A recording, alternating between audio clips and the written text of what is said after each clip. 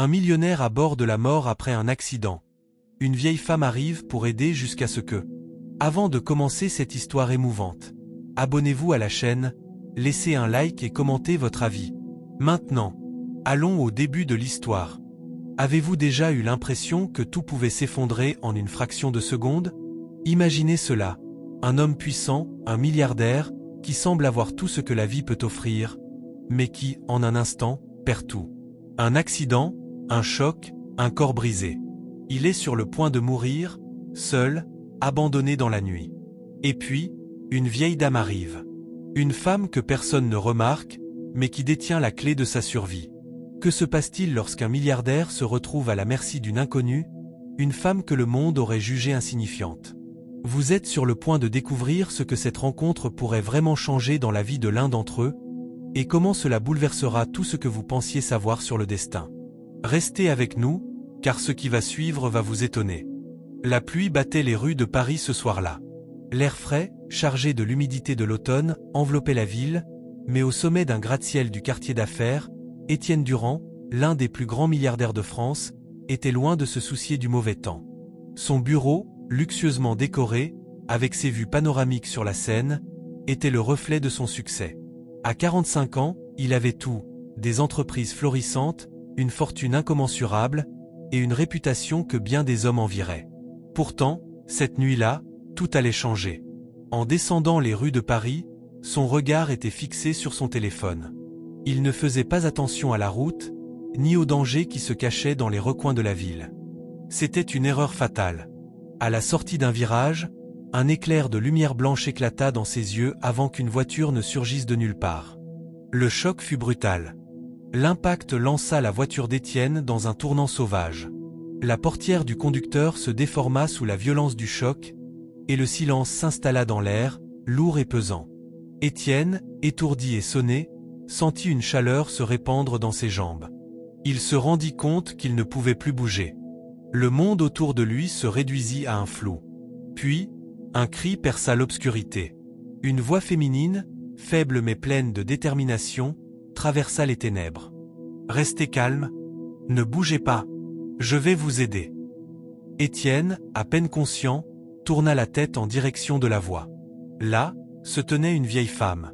Elle portait un manteau épais, et ses cheveux, bien qu'argentés, étaient tressés d'une manière qui semblait intemporelle. Ses yeux, d'un bleu profond, semblaient scruter son âme, comme si elle pouvait voir au-delà de la douleur et du sang. Il n'y avait pas de panique chez elle, seulement une sérénité qui semblait presque surnaturelle. « Qui êtes-vous » murmura Étienne, sa voix tremblante. La vieille dame sourit doucement, mais d'une manière qui faisait frémir le cœur. « Je suis simplement quelqu'un qui passe par ici, et je vois que vous avez besoin d'aide. » Étienne essaya de bouger, mais la douleur était insupportable. « Je vais mourir, n'est-ce pas ?» Elle s'agenouilla à côté de lui, examinant les dégâts. « Pas encore. Pas tant que vous ne comprendrez pas quelque chose. » Elle se pencha un peu plus près. « Ce n'est pas la mort qui vous attend, monsieur Durand. Ce n'est pas aujourd'hui. » Étienne la regarda, confus. Qu'est-ce qu'elle voulait dire? Comment cette vieille femme savait-elle son nom? Il se sentait plongé dans un tourbillon de pensées alors que la douleur dans ses jambes devenait insupportable. Il avait envie de tout abandonner. Ne fermez pas les yeux. Pas encore. Vous avez une chance. Mais ce ne sera pas facile. Vous allez devoir faire un choix. Les mots de la vieille dame le traversèrent comme une onde, mais il ne comprenait pas. Que voulait-elle dire? Qu'aurait-il à choisir? Il tenta de se concentrer, de comprendre, mais la douleur était trop forte. Elle sembla lire ses pensées, et un sourire mystérieux se dessina sur ses lèvres. Vous avez construit un empire, monsieur Durand. Un empire basé sur l'ambition et la domination. Mais l'ambition ne peut vous sauver maintenant. Étienne, malgré sa confusion, se redressa lentement, chaque mouvement intensifiant la douleur. « Et vous, que voulez-vous de moi » demanda-t-il, sentant la colère mêlée à la frustration. La vieille femme leva la main, apaisante. « Je ne veux rien de vous. Mais ce que vous êtes en train de vivre, c'est le début de quelque chose de plus grand. Un pacte vous attend. Un choix qui pourrait redéfinir votre vie, ou la terminer. » Étienne secoua la tête, incapable de comprendre. Pourquoi cette femme parlait-elle en énigme? Pourquoi lui disait-elle des choses qu'il ne pouvait saisir? Et puis, quelque chose d'incroyable se produisit. La vieille dame sortit un petit objet de sa poche, une montre ancienne, d'un design étrange, mais étonnamment magnifique. Elle la déposa délicatement dans la main d'Étienne. Ce que vous tenez dans vos mains, monsieur Durand, est plus qu'une montre. C'est un symbole de ce qui vous attend. Faites le bon choix. Avant qu'il puisse réagir, la vieille dame disparut dans l'ombre, comme un spectre, aussi soudainement qu'elle était apparue. Étienne, haletant et perdu, resta là, seul, avec la montre dans sa main, se demandant si cette rencontre était un rêve ou la réalité. Mais une chose était certaine, sa vie venait de prendre un tournant irréversible. Étienne resta là, seul, avec la vieille montre dans sa main, la douleur irradiant de ses jambes brisées. La froideur de la nuit sembla se glisser à travers sa peau, bien plus perçante que l'humidité ambiante. Il ferma les yeux quelques instants, espérant que la situation ne soit qu'un cauchemar. Mais à chaque souffle difficile qu'il prenait, la réalité s'imposait avec une force grandissante. Il n'était pas certain de ce qu'il venait de vivre. Une vieille femme, avec des yeux d'un bleu aussi profond que l'océan, lui avait parlé de choix et de destin. Mais tout cela semblait absurde. Était-ce un coup du sort? Une hallucination liée à la douleur? Ou peut-être une sorte de test de la part de son esprit qui, face à la mort imminente, se raccrochait à n'importe quel espoir? Soudain, une lumière brillante dans la rue le tira de ses pensées. Un véhicule s'approchait, un bruit de moteur de plus en plus fort. Étienne tenta de lever la main, cherchant à attirer l'attention. Mais sa vision se brouillait, son esprit se noyant dans l'obscurité. La voiture s'arrêta brusquement, et une silhouette se précipita vers lui. C'était un homme, sans doute un conducteur ou un passant. « Mon Dieu! Vous êtes vivant » dit-il, sa voix emplie de stupéfaction. Étienne n'eut pas la force de répondre. Il se contenta de hocher la tête, les yeux rivés sur la montre. La vieille dame avait disparu sans un mot de plus, mais la montre. Cette montre étrange semblait peser de plus en plus lourd à mesure que les secondes passaient. Que signifiait-elle? Et pourquoi, dans cet instant où il semblait frôler la mort, avait-elle choisi de lui confier ce mystérieux objet? L'homme prit rapidement son téléphone et appela les secours. « C'est un miracle que vous soyez encore en vie. Tenez bon, ils arrivent. » Mais Étienne, toujours perdu dans ses pensées, se battait contre un sentiment grandissant de doute. Ses souvenirs, ses succès, tout ce qu'il avait construit au fil des années, lui paraissait soudainement dérisoire. Avait-il tout sacrifié pour en arriver là? Était-ce cela, la fin de son voyage? Lorsque les secours arrivèrent enfin, Étienne fut transporté d'urgence à l'hôpital. Il ne parla presque pas pendant toute la durée du trajet. Il n'arrivait plus à comprendre ce qui se passait autour de lui. Pourquoi lui? Pourquoi un accident aussi brutal, aussi absurde, alors qu'il avait tout sous contrôle? Il était l'un des hommes les plus puissants de Paris, et pourtant, il se retrouvait impuissant, à la merci du hasard. Une fois à l'hôpital, les médecins commencèrent leur travail. Étienne était à bout de force, son corps étant gravement blessé. Les fractures étaient multiples, et il fallait de toute urgence procéder à une série d'interventions. Alors qu'il était emmené dans une salle d'opération, une question le tourmentait. Cette rencontre avec la vieille femme, cette montre, était-ce vraiment un hasard? Ou un signe du destin? Les heures passèrent lentement, et lorsqu'Étienne se réveilla, il était dans une chambre d'hôpital, seul, entouré de machines et de perfusions. Il essaya de bouger, mais la douleur dans son corps brisait le cloua au lit. Ses pensées étaient confuses, mais un seul mot semblait se répéter dans son esprit. Choix. Quel choix? Il se souvenait de la vieille dame, de son regard pénétrant. Il se souvenait de la montre. Ce n'est pas la fin, pas encore, lui avait-elle dit. Mais à quoi faisait-elle référence? Était-ce une métaphore? Ou une promesse de quelque chose de plus grand? Un bruit de porte ouverte le fit sursauter. Un médecin entra, suivi d'une infirmière. « Comment vous sentez-vous, monsieur Durand ?» demanda-t-elle avec une voix calme, presque trop calme. « Je suis en vie, c'est un miracle », répondit Étienne, les mots presque étrangers à ses lèvres. Il n'arrivait pas à accepter ce qui venait de se produire. Comment sa vie pouvait-elle basculer aussi soudainement? Le médecin le regarda, visiblement préoccupé. « Nous avons réussi à stabiliser vos blessures, mais votre rétablissement sera long. Vous devrez subir une rééducation intensive. Cela prendra des mois. Étienne ferma les yeux, tentant de se concentrer sur ses pensées. Mais il n'arrivait pas à ignorer cette sensation étrange qu'il ressentait au fond de lui, cette inquiétude persistante. Quelque chose clochait.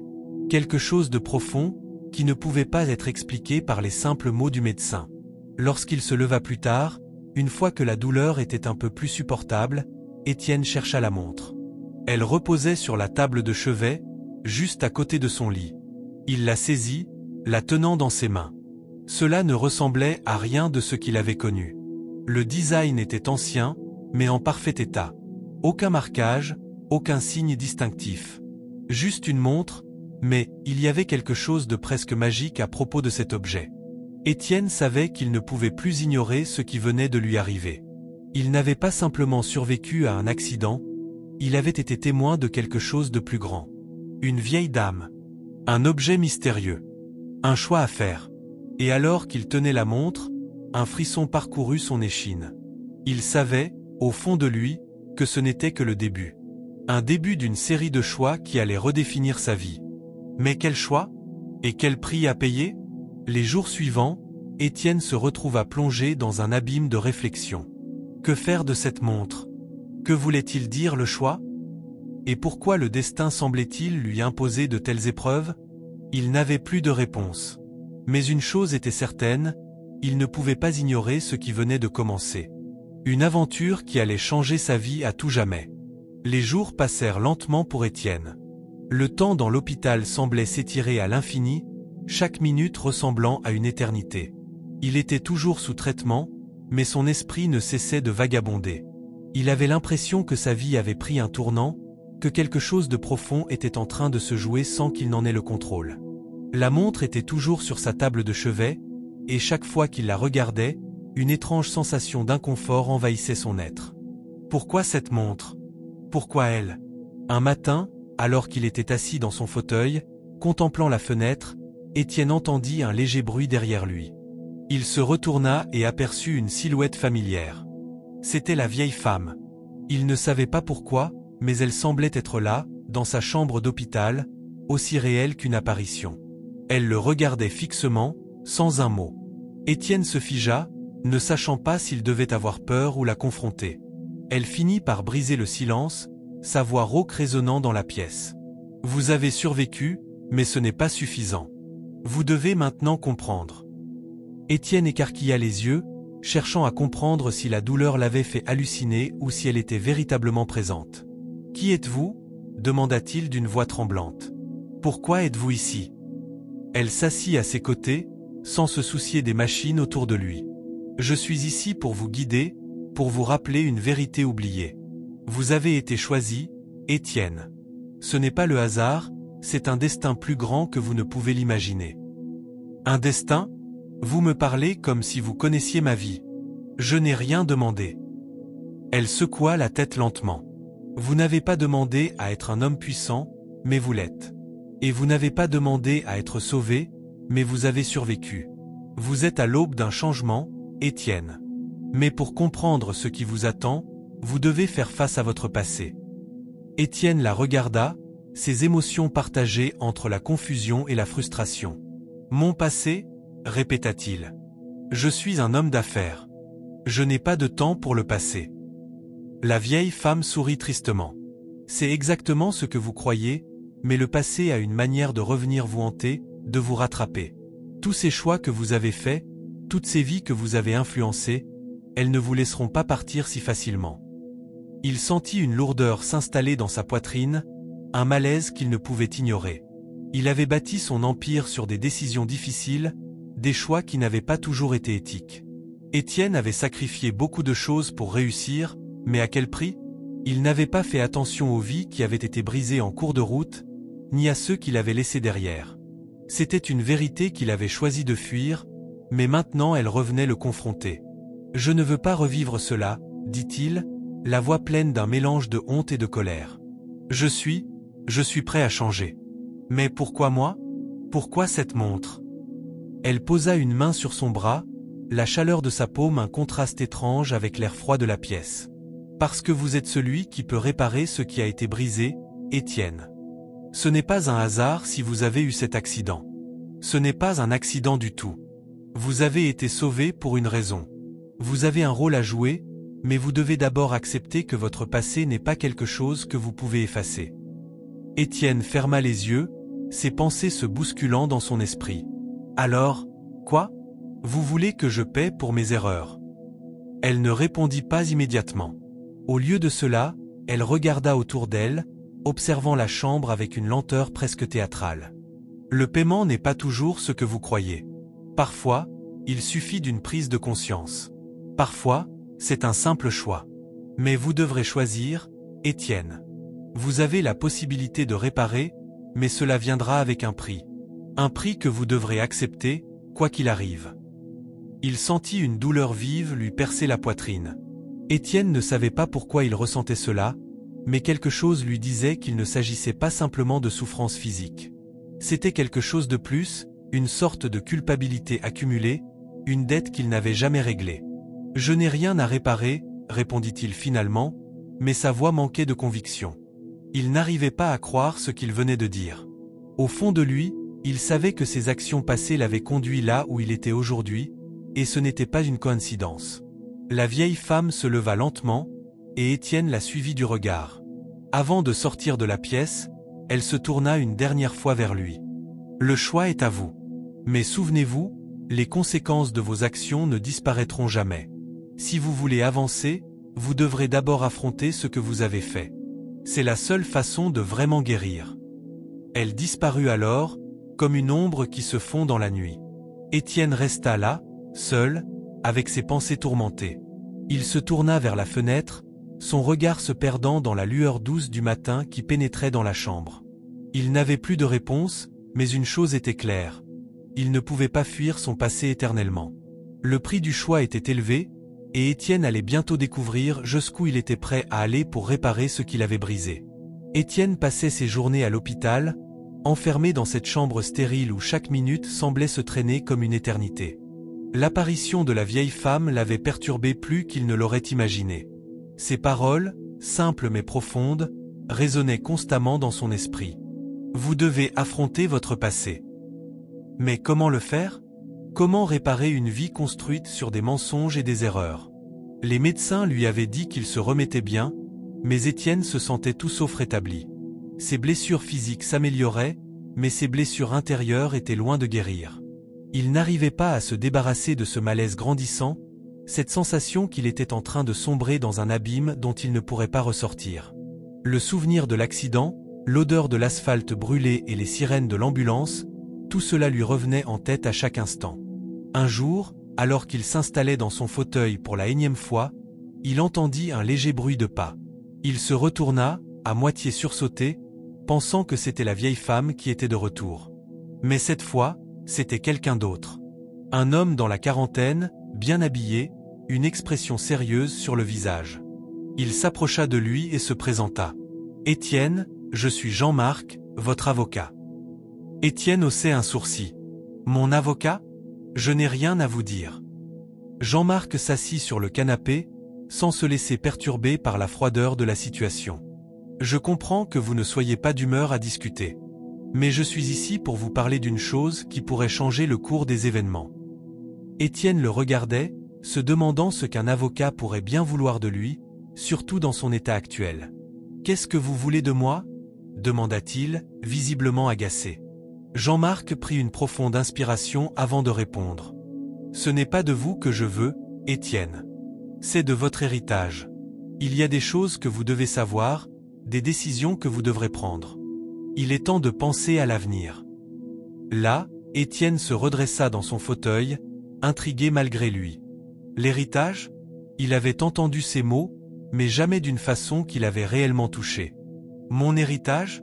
Je n'ai pas le temps de penser à ça, surtout avec ce qui m'arrive. Jean-Marc ne semblait pas impressionné par ces paroles. Écoutez, Étienne, vous êtes un homme d'affaires, un entrepreneur. Vous avez construit un empire. Mais il y a des gens qui ne vous souhaitent pas de bien.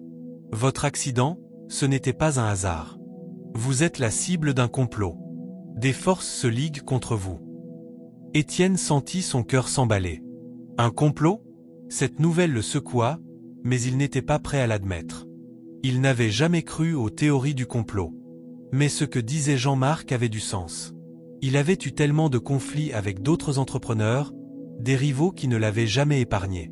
Étienne se mit à réfléchir à ses choix passés, à tous ceux qu'il avait laissés derrière lui, à toutes les entreprises qu'il avait écrasées pour arriver où il en était. Vous voulez dire que tout cela était prémédité? Que l'accident n'était pas juste un accident? Demanda Étienne, sa voix trahissant l'angoisse qui montait en lui. Jean-Marc hocha la tête, avec une grimace de douleur. Il semble que quelqu'un ait orchestré cela dans le but de vous faire tomber. Et le pire, c'est que votre héritage en pâtira si vous ne réagissez pas rapidement. Étienne se leva brusquement, ses muscles tendus par l'adrénaline. Qu'est-ce que vous attendez de moi? Que puis-je faire dans mon état? Jean-Marc prit un moment avant de répondre, le regard fixé sur Étienne. Ce n'est pas seulement une question de vous. C'est une question de justice, de survie. Vous devez découvrir qui est derrière tout cela. Mais il y a une autre chose, Étienne. Une chose qui pourrait tout changer. Vous devez vous préparer à affronter la vérité, même si elle vous détruit. La vérité. Ces mots résonnèrent dans son esprit. Étienne se sentit soudainement vulnérable, comme s'il était nu devant un miroir. La vérité de son passé, des mauvaises décisions qu'il avait prises, des gens qu'il avait trahis pour arriver au sommet. Il savait au fond de lui qu'il devait affronter ce qu'il avait évité pendant des années. Il avait été si concentré sur sa réussite qu'il avait oublié les petites victimes de ses choix. Je ne sais pas si je suis prêt à affronter tout cela, dit Étienne d'une voix basse. Je suis un homme d'affaires, pas un justicier. Jean-Marc sourit, un sourire presque désabusé. Ce n'est pas une question d'être prêt, Étienne. C'est une question de survie. Vous devez agir maintenant, avant que tout ne vous échappe. Étienne s'assit lentement sur son lit, les mains serrées sur les bords du matelas. Il sentait que sa vie, celle qu'il avait construite, était en train de s'effondrer. Mais ce que Jean-Marc venait de lui dire avait réveillé quelque chose en lui. Il n'était pas seulement question de son héritage, mais de sa propre vie, de ce qu'il avait fait et de ce qu'il pouvait encore réparer. Mais comment? Comment pourrait-il affronter la vérité sans perdre tout ce qu'il avait? Alors qu'il réfléchissait à tout cela, la vieille femme, cette mystérieuse apparition, revint dans son esprit. Elle avait parlé de réparer, de faire face à son passé. Étienne se rendait compte qu'il n'avait pas le choix. Le temps était venu pour lui de faire face à ce qu'il avait construit, de se confronter à la vérité, peu importe combien cela serait douloureux. Étienne se réveilla dans l'obscurité, comme si le poids de la nuit pesait sur son âme. Il ne pouvait pas échapper à ses pensées. La vérité qu'il avait négligée pendant tant d'années, les mauvaises décisions qu'il avait conduit à ce moment précis, commençaient à prendre une forme plus claire. Il se leva lentement de son lit d'hôpital, les jambes encore faibles, mais déterminé à comprendre ce qui se passait réellement autour de lui. Jean-Marc, l'avocat, était un homme sérieux, mais Étienne savait que quelque chose clochait dans son discours. Ce n'était pas seulement une question de survie économique ou de complot professionnel. Il y avait quelque chose de bien plus sombre derrière cet accident, et il avait l'intuition que ce secret caché risquait de le détruire, mais aussi de l'obliger à affronter des vérités qu'il avait toujours cherché à fuir. Il se rendit dans le petit salon de l'hôpital, où il avait trouvé un semblant de paix dans ces moments de solitude. Tout semblait calme, mais à l'intérieur de lui, tout était en effervescence. Ses pensées tourbillonnaient autour de ses choix passés, de ses compromis, et des personnes qu'il avait laissées sur son chemin. Mais une question persistait, qui voulait vraiment sa chute? La vieille femme qu'il avait rencontrée dans les premiers jours après l'accident revenait sans cesse dans son esprit. Pourquoi lui avait-elle dit qu'il devait affronter son passé? Était-elle liée à ce complot, ou était-elle simplement une voix de sagesse qu'il avait trop rapidement ignorée? Alors qu'il se perdait dans ses pensées, une infirmière entra et lui annonça la visite de Jean-Marc. Étienne savait qu'il n'avait pas de temps à perdre. Il devait agir maintenant. Il n'était pas prêt à mourir sans avoir découvert la vérité. Jean-Marc entra dans la pièce avec une expression grave. « Étienne, j'ai des informations supplémentaires. J'ai trouvé des détails qui pourraient vous surprendre. » Son ton était froid, mais Étienne pouvait sentir la tension dans ses paroles. Il savait qu'il n'avait pas d'autre choix que de l'écouter. « Je vous écoute, » dit Étienne, sa voix ferme malgré la confusion qui l'habitait. Jean-Marc s'assit en face de lui, en ajustant sa cravate. Vous pensiez que cet accident était un simple malheur. Mais ce n'est pas le cas. Il y a des gens qui vous ont pris pour cible, des gens que vous avez affrontés dans le passé. Mais ce que vous ne savez pas, c'est qu'un de vos plus anciens associés est impliqué dans votre chute. Étienne se figea. Un associé? Qui? Jean-Marc hésita un instant avant de répondre. Un homme que vous avez jadis aidé à construire sa propre entreprise, mais qui a vu son propre empire s'effondrer à cause de vos décisions. Il se cache derrière toute cette histoire. Son nom est Thomas Dufresne. Le nom résonna dans l'esprit d'Étienne. Thomas Dufresne. Un ancien partenaire d'affaires qui l'avait aidé à lancer un projet commun il y a des années. Mais les choses avaient mal tourné. Étienne avait dû couper les ponts avec lui après une série de mauvaises décisions. Thomas avait pris d'énormes risques financiers et Étienne, après avoir constaté la chute de son entreprise, l'avait laissé se débrouiller seul. Mais il n'avait jamais pensé que cette rupture aurait de telles conséquences. Thomas Dufresne, répéta Étienne, ses poings serrés de frustration. Mais il a tout perdu. Comment pourrait-il être derrière ça? Jean-Marc regarda Étienne, un regard plein de gravité. Vous n'avez pas compris. Il a peut-être tout perdu dans les affaires, mais il n'a pas perdu sa soif de vengeance. Et il sait exactement où vous faire mal. Le silence s'étira entre eux. Étienne ferma les yeux, se concentrant sur ce que Jean-Marc venait de dire. La trahison, la revanche, il savait que tout cela faisait partie du jeu des affaires. Mais à quel prix?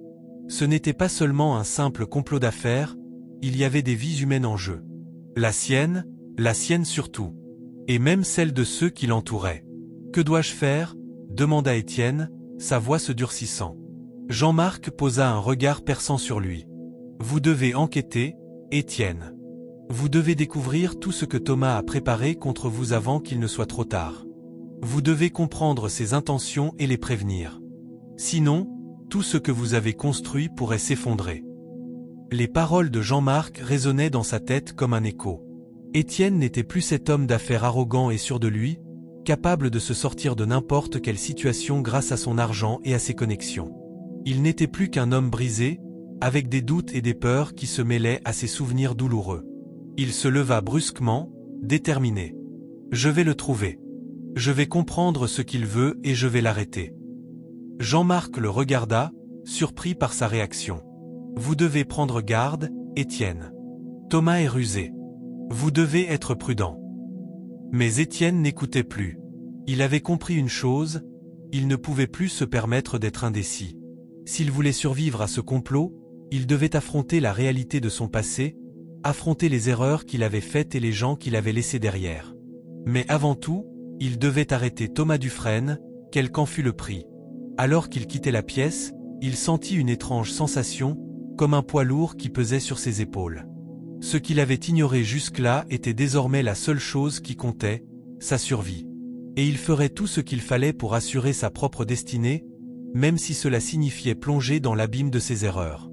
Étienne n'avait jamais pensé qu'un jour il se retrouverait dans une telle situation. D'un magnate des affaires respecté à un homme brisé, traqué par ses propres erreurs et les fantômes du passé, il n'y avait qu'un pas.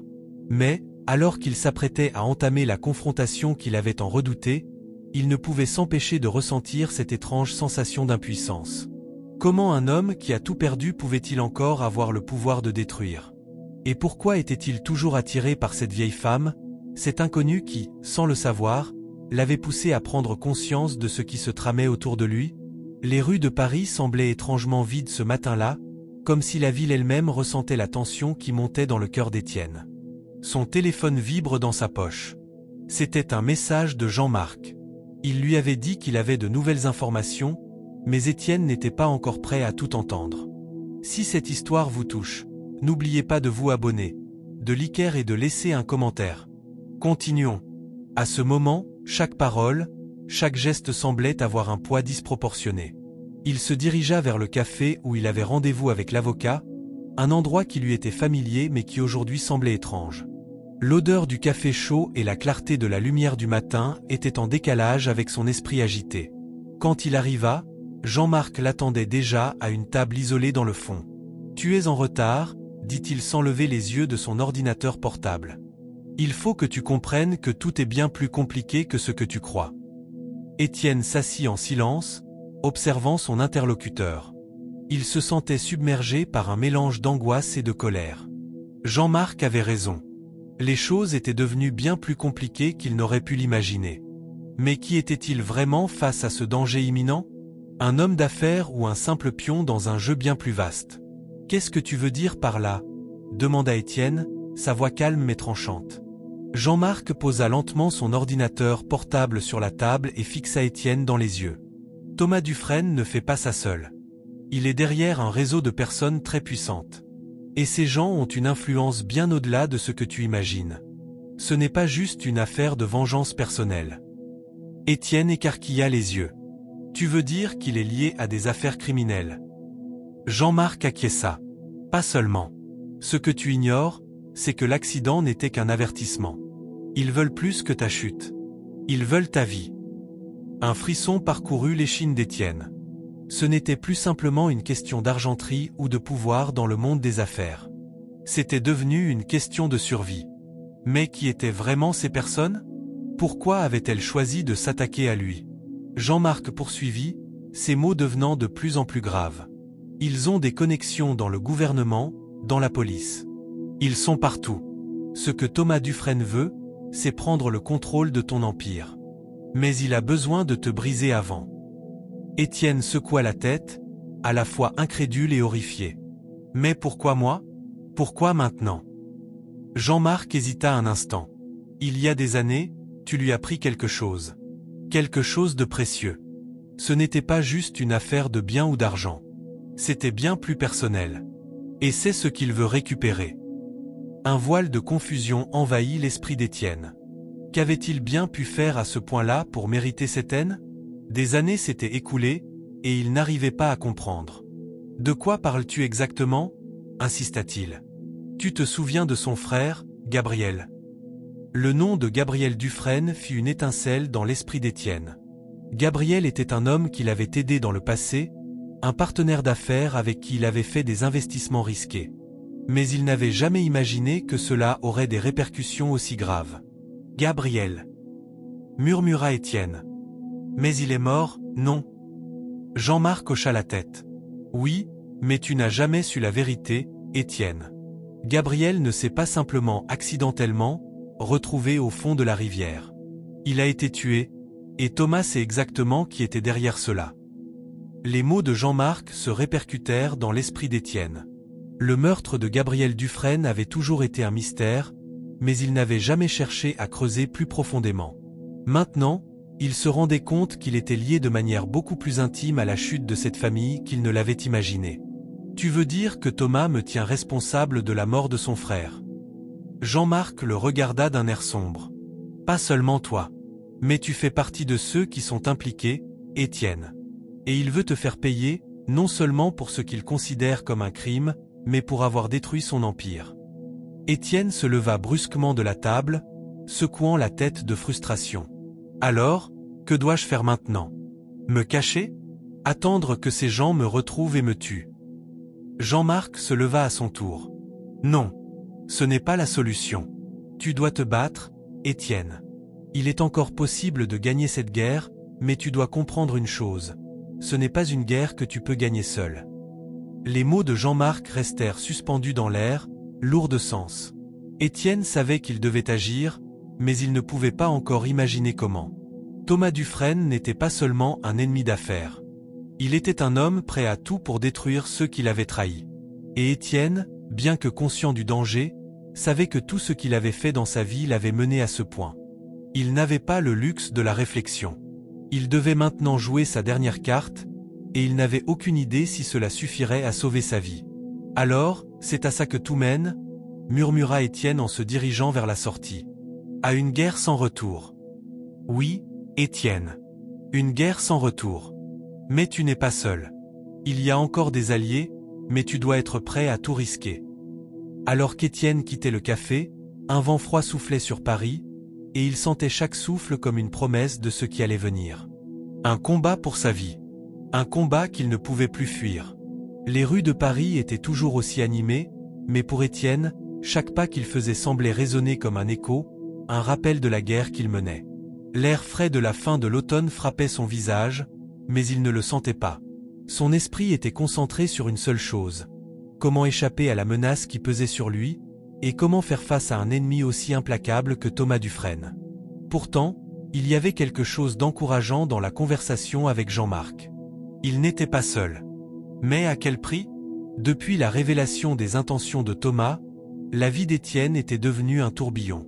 Il n'avait plus de place pour la tranquillité, et tout ce qu'il avait construit, des années de travail acharné, semblait sur le point de s'effondrer. Mais Jean-Marc avait suggéré qu'il y avait un moyen de résister, un moyen d'arrêter la descente aux enfers avant qu'il ne soit trop tard. Cela impliquait une alliance fragile, avec un groupe inattendu, mais cette aide pourrait tout changer. Étienne arriva dans un immeuble du quartier latin, un vieux bâtiment à l'apparence démodée. Ce n'était pas le genre d'endroit où on s'attendait à trouver des alliés puissants. Mais Jean-Marc l'avait assuré que ce lieu était sûr, et Étienne n'avait plus le luxe de douter. À l'intérieur, une silhouette sombre l'attendait dans une salle à l'éclairage tamisé. Un homme à l'apparence ordinaire, mais dont le regard trahissait une vie marquée par les épreuves et les trahisons. Étienne le reconnut immédiatement. « Vincent Delacroix, dit-il en tendant la main. Je suppose que tu sais pourquoi je suis là. » Vincent, un ancien détective devenu consultant privé après une carrière marquée par des scandales, hocha la tête. « Je sais pourquoi tu es là, mais avant de te donner la moindre information, tu dois comprendre une chose. Cette alliance, Étienne, n'est pas sans conséquence. Nous ne faisons pas ça pour toi. Nous faisons ça pour nous-mêmes. Et ce que nous allons entreprendre n'est pas sans risque. » Étienne n'eut pas le temps de répondre. Vincent poursuivit, son ton aussi dur que le béton autour de lui. « Thomas Dufresne n'est pas qu'un simple homme d'affaires. C'est un homme avec des ressources, des contacts partout. Mais il a une faiblesse. Et je sais comment l'exploiter. Mais avant cela, tu dois être prêt à tout. » Les mots de Vincent résonnaient dans l'esprit d'Étienne. Il savait que s'il voulait survivre, il devait accepter de s'aventurer dans des territoires inconnus, de s'allier à des gens qui n'étaient pas des anges. Mais chaque décision avait un prix. Étienne était prêt à le payer, s'il en résultait la survie de son empire, et plus important encore, de sa vie. « Je comprends, » répondit Étienne, « mais pourquoi moi? Pourquoi avoir choisi de m'aider ?» Vincent sourit, mais il n'y avait aucune chaleur dans ce sourire. « Parce que tu as quelque chose que tout le monde veut. Tu as l'accès à un réseau que même Thomas n'a pas encore réussi à pénétrer. Et ça, mon ami, c'est une monnaie d'échange précieuse.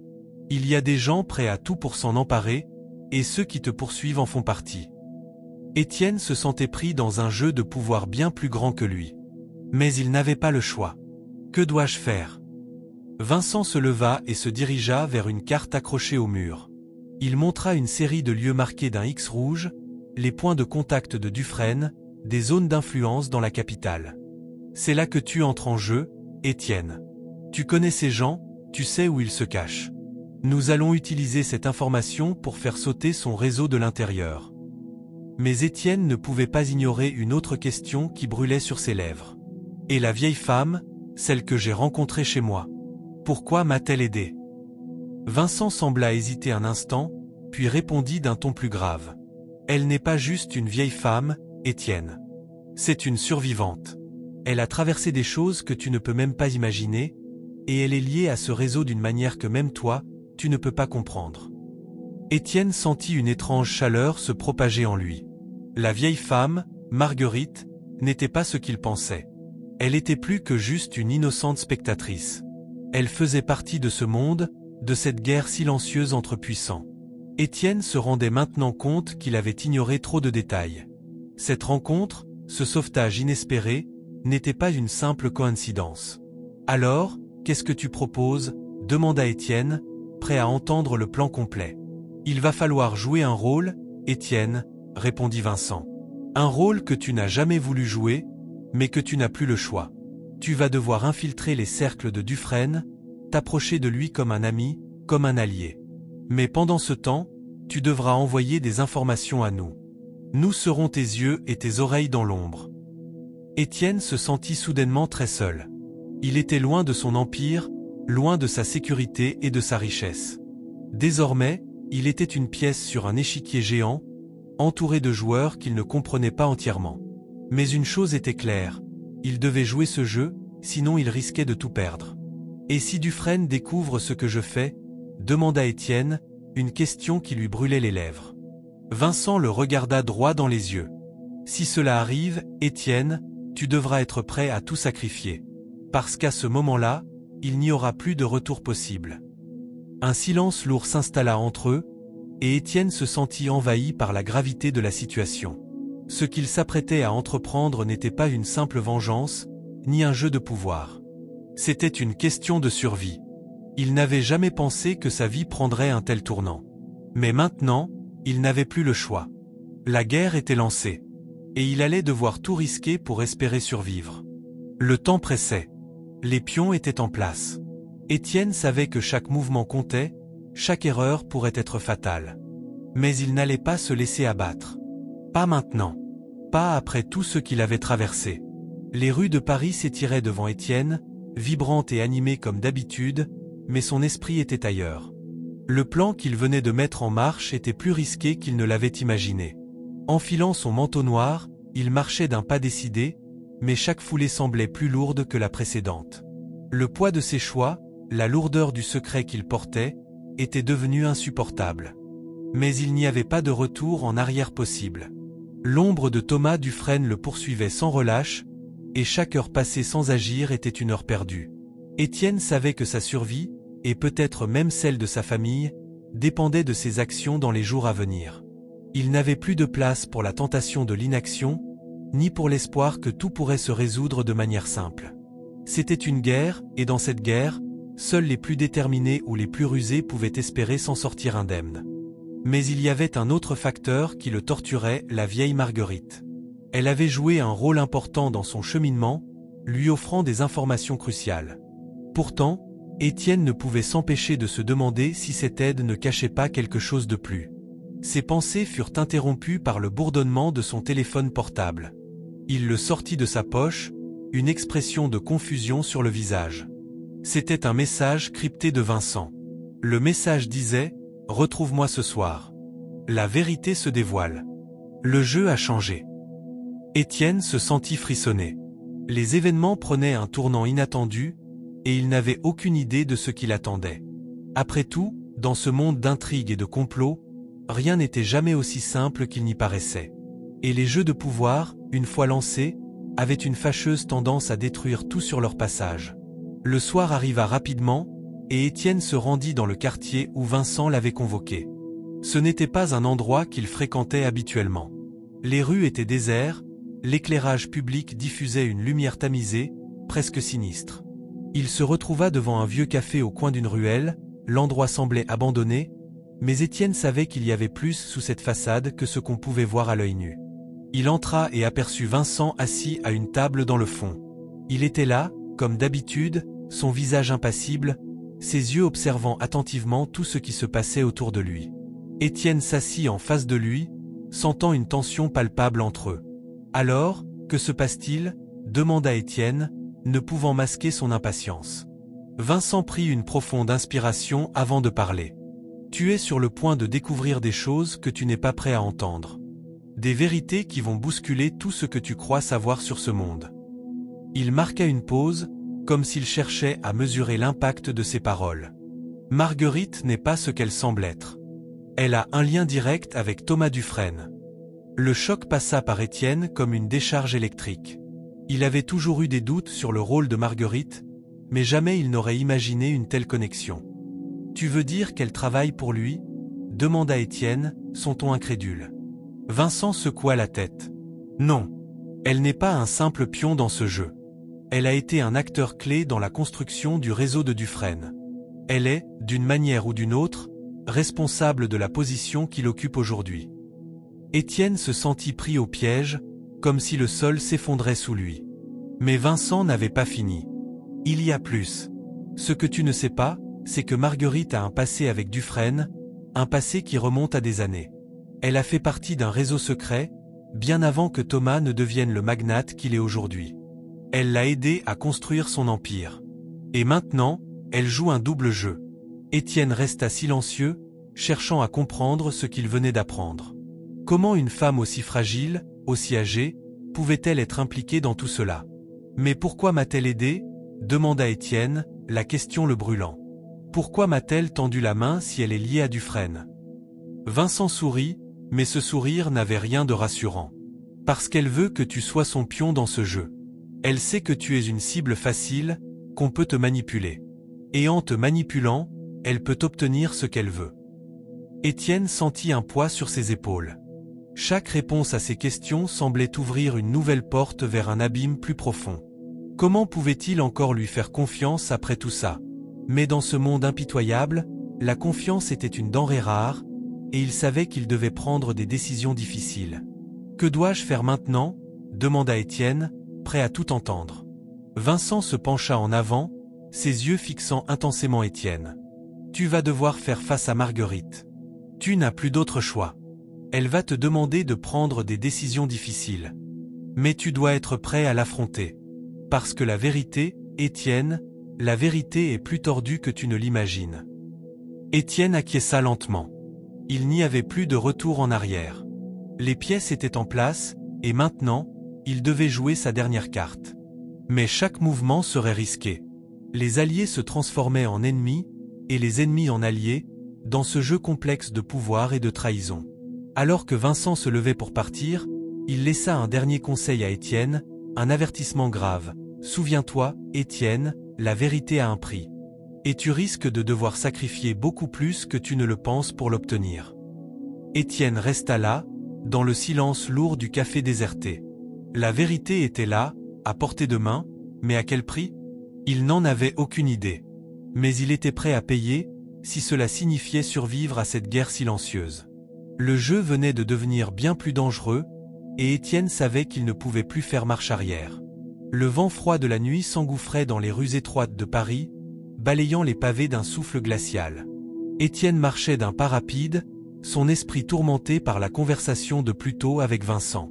Loin d'apaiser ses inquiétudes, les révélations qu'il avait apprises n'avaient fait qu'ajouter de nouvelles couches d'incertitude à son dilemme. Marguerite, cette femme fragile et âgée, maintenant vue sous un angle totalement différent. Son passé, un réseau sombre tissé avec Dufresne, un nom qu'il avait appris à haïr. Mais qu'est-ce qu'il en ressortait réellement? Étienne se sentait comme un pion dans un jeu dont il ignorait encore toutes les règles. Ce soir, il allait devoir confronter Marguerite. Ce serait la rencontre finale, celle qui allait décider du tout. La décision de se plier à ses manipulations ou de briser le cercle vicieux qui l'entraînait toujours plus loin dans la spirale de la corruption. L'heure était venue de faire face à la vérité. Mais comme toute vérité, celle-ci risquait d'avoir un prix que Étienne n'était pas sûr de pouvoir payer.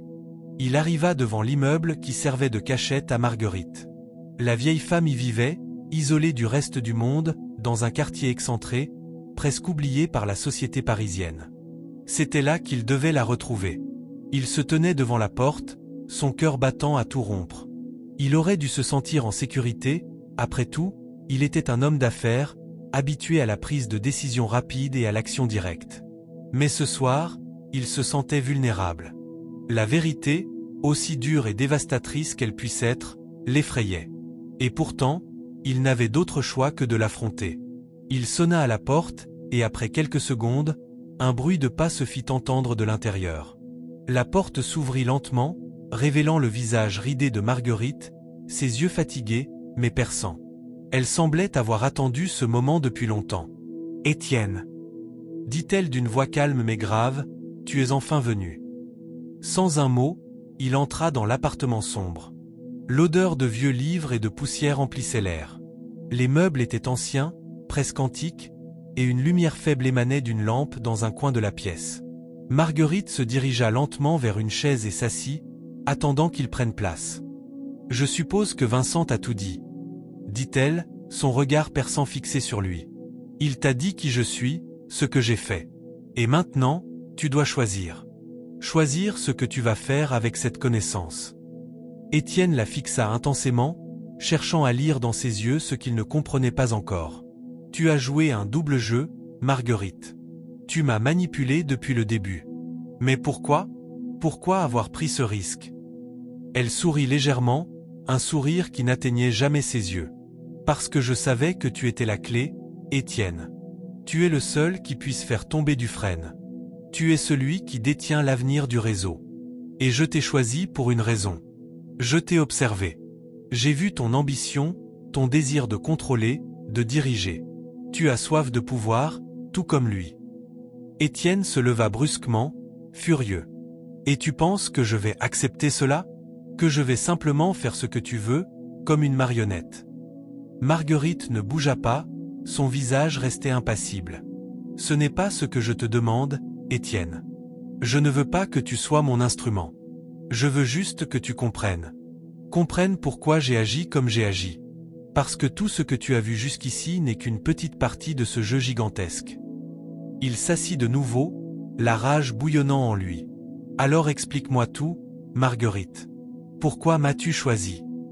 Elle prit une profonde inspiration et commença à raconter son histoire de complice et de victime, entrelacée avec des décisions de vie et de mort, de trahison et de secret.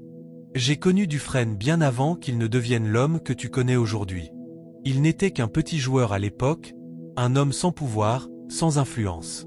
Mais je l'ai vu grandir. J'ai vu son ambition dévorante. Et j'ai vu l'opportunité de m'associer à lui, de faire fructifier ce qui ne pouvait être qu'un petit projet. Elle fit une pause, le regard perdu dans ses souvenirs, puis reprit, plus calmement. Mais il n'a jamais été celui que tu crois qu'il est. Il n'est pas un simple homme d'affaires. Il est un monstre déguisé. Et je l'ai aidé à le devenir. Je l'ai vu faire des choses qu'aucun être humain ne devrait jamais faire. Mais je suis complice de tout ça, Étienne. Et c'est mon fardeau à porter. Étienne écoutait en silence, absorbant chaque mot, chaque révélation. Cela le déstabilisait, le plongeant dans un tourbillon de confusion et de colère. Et tu veux que je fasse quoi? Que je te pardonne? Que je fasse comme si tout cela n'avait jamais existé? Marguerite secoua la tête. Non. Je veux que tu comprennes. Que tu réalises que nous avons tous deux été piégés par lui. Et que le seul moyen d'en sortir, c'est de détruire Dufresne, de briser son empire avant qu'il ne nous détruise. Étienne se leva de nouveau, marchant de long en large dans la pièce, son esprit en proie à un tourbillon d'émotions. Et comment tu proposes qu'on fasse ça, Marguerite? Comment moi, un simple pion dans ce jeu, je peux arrêter un homme aussi puissant que lui? Marguerite leva la tête, une lueur d'espoir dans ses yeux. C'est là que tu te trompes, Étienne. Tu n'es pas un pion. Tu es l'arme. Et tu sais ce que tu dois faire.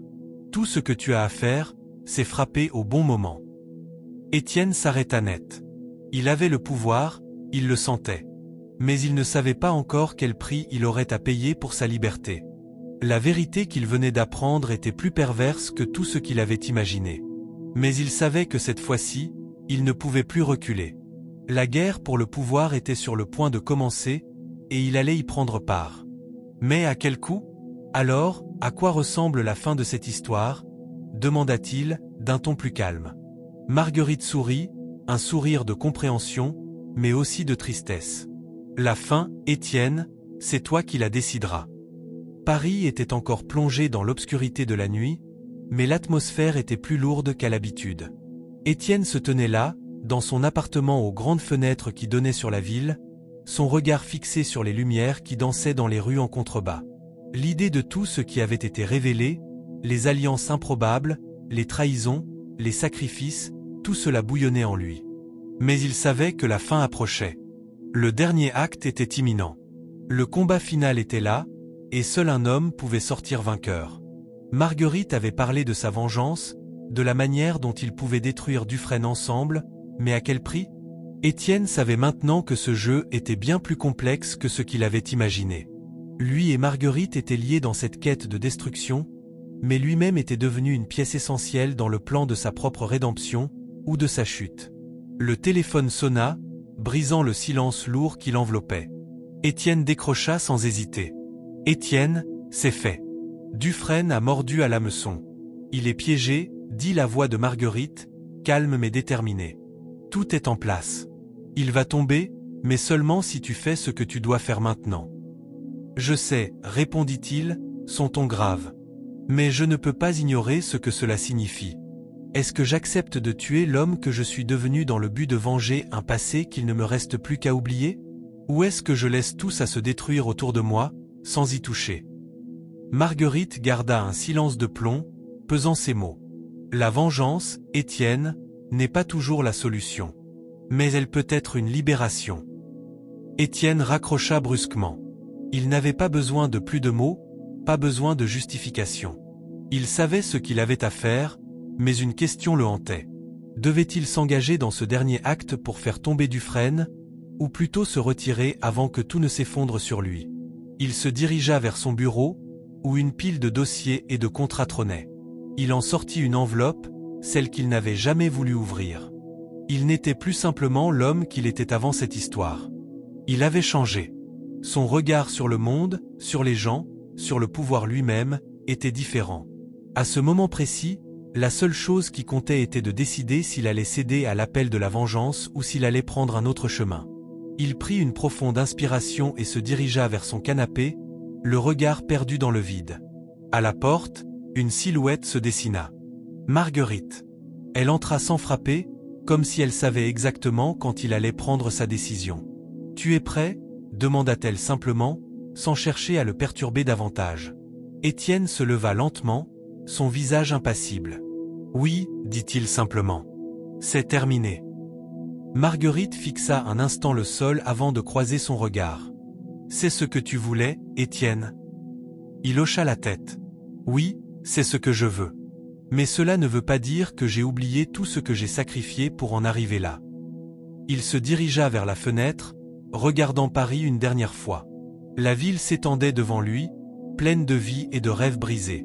Tout ce qu'il avait fait, tout ce qu'il avait décidé, avait un prix.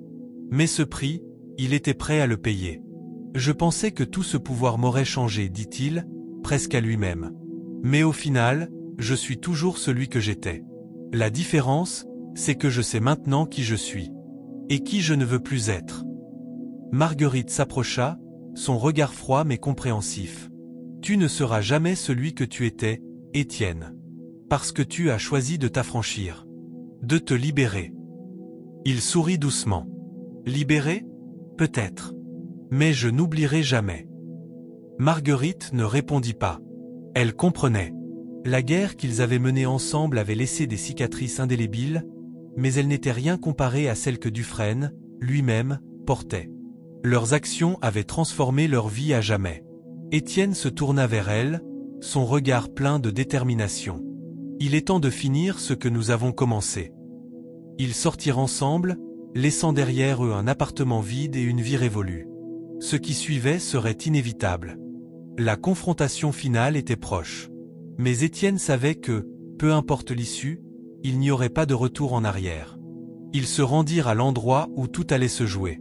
Là, ils se retrouvèrent face à face avec Dufresne, un homme au sommet de sa puissance, mais plus vulnérable que jamais. Un sourire se dessina sur le visage d'Étienne. La dernière phase du plan était en marche, mais cette fois-ci, c'était lui qui avait le contrôle. Le moment décisif était arrivé. La vengeance n'était plus qu'un lointain souvenir. Étienne ne cherchait plus à se venger. Il cherchait simplement à libérer son avenir. Et à ce moment précis, il savait que, quoi qu'il advienne, il serait enfin libre. Et si vous êtes arrivé jusqu'ici, commandez Pick-up dans les commentaires. N'oubliez pas de vous abonner, de liker et de partager cette histoire. À bientôt.